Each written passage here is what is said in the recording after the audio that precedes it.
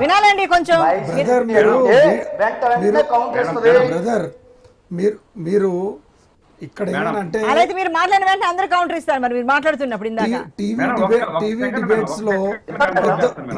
TV debates లో పెద్ద voice మాట్లాడితే ఏదైతే మీ వైసీపీ నాయకులు తిట్ల దండకం కానీ బూతుల పురాణం కానీ మాట్లాడితే వాళ్ళకి మంచి అవకాశాలు దొరుకుతాయి అనే ఆలోచనలో ఉన్నారు. మీరు ఆ విధంగా మాట్లాడాలనుకుంటే ఆ విధంగా డిబేట్ చేయాలనుకుంటే ఏం పీకేరు అవన్నీ అవసరం లేదు. మీరు వాళ్ళు మాట్లాడిన ఏ విషయాన్నైనా ఏ విషయాన్నైనా మీరు ఖండించాలి అని అనుకుంటే ప్రాపర్ గా మాట్లాడండి. మీరు ప్రాపర్ గా మాట్లాడండి. మీరు వచ్చారు సంపూర్ణ మద్య నిషేధం చేస్తే తప్ప ఓటు అడగను అని జగన్మోహన్ రెడ్డి అన్నారు. మరి ఎక్కడ చేశారు మీరు సంపూర్ణ మద్య నిషేధం? ఎందుకు ఇప్పుడు ఓటు అడగడానికి సిద్ధం అని చెప్పి పెద్ద పెద్ద సభలు అంత ఖర్చు అవన్నీ ఎందుకు చేస్తున్నారు? అదంతా ప్రజాధనం కదా. అంటే సంపూర్ణ మద్య నిషేధం చేయకుండా అడుగుతున్నారు మీరు. ప్రతి సంవత్సరం జనవరి 1వ తేదీన జాబ్ క్యాలెండర్ రిలీజ్ చేస్తామని చెప్పారు. ఎక్కడుందా జాబ్ క్యాలెండర్? ఇప్పటిదాకా కనీసం 5,000 ఉద్యోగాలు కూడా మీరు ఓన్లీ మీరు జగన్మోహన్ రెడ్డి అధికారంలోకి వచ్చిన తర్వాత ఆంధ్రప్రదేశ్ లో ఏమైనా చేశారనంటే వాలంటీర్ ఉద్యోగాలు ఇచ్చారు. ఆ వాలంటీర్ ఉద్యోగాలు ఎవరికి ఇచ్చారు? మీ కార్యకర్తలకు ఇచ్చారు.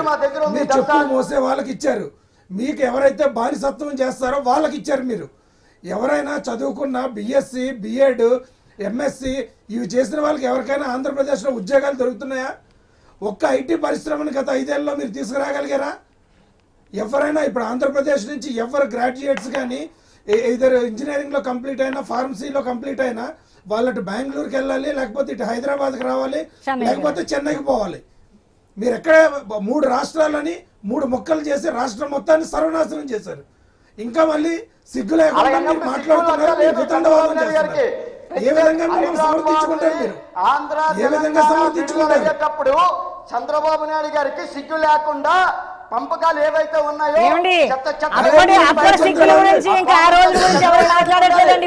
చంద్రబాబు నాయుడు తట్టా పుట్టా సర్దుకొని ఇంటికి వెళ్ళి 4 సంవత్సరాలు 9 నెలలు అయింది. ఇప్పుడు మీరు అధికారంలో ఉన్నారు. మీరు చేస్తామని ఏం చేశారు మీరు చెప్పాలండి. అధికారాన్ని చలాయిస్తున్నారు. మీరు ఏం చేశారు ప్రజలకు చెప్పండి. మీరు చెప్పడం కాదండి, వినండి. అడిగిన చెప్పండి. జనవరి ప్రతి ఎవ్రీ ఇయర్ జనవరి 1st జాబ్ క్యాలెండర్ ఎంత ఇచ్చారు? ఎన్ని జాబ్స్ ఇచ్చారు? మీ జాబ్ క్యాలెండర్ ఎక్కడ? మీ సంపూర్ణ మద్య నిషేధం ఎక్కడ? మీరు రైతులకు రుణమాఫీ చేస్తామని అన్నది ఎక్కడ? ఇవన్నీ ఎక్కడ ఉన్నాయో చెప్పండి. సిపిఎస్ రద్దు ఎక్కడ? సిపిఎస్ రద్దు ఎక్కడ? మేడం నేను చెప్తా. మేడం సిపిఎస్ రద్దు లేదు, రైట్. రుణమాఫీ లేదు. జగన్మోహన్ రెడ్డి గారు కరెక్ట్ గా పరిపాలించలేదు. వీళ్ళు ఏం చేస్తారో డైరెక్ట్ గా చెప్పి ఓటు అడగమని మేడం. ఈ రోజు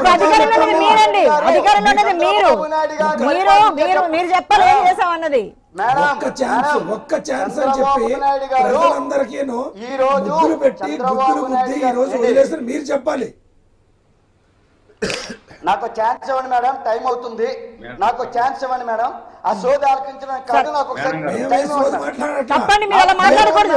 సత్య గారు మీరు రెండు మాట్లాడారు. సబ్జెక్ట్ లేదన్నారు, సోది అన్నారు. తప్ప అలా మాట్లాడకూడదండి. మీకు వాళ్ళ సోది అయితే మీ మాట వాళ్ళకి సోది. తప్పండి, అలా మాట్లాడకూడదు. మీ మాట వెనక్కి తీసుకోవాలి. అలా మాట్లాడకూడదు ఇక్కడ. భారతదేశంలో భారతీయ జనతా పార్టీ అధికారంలో ఉంది.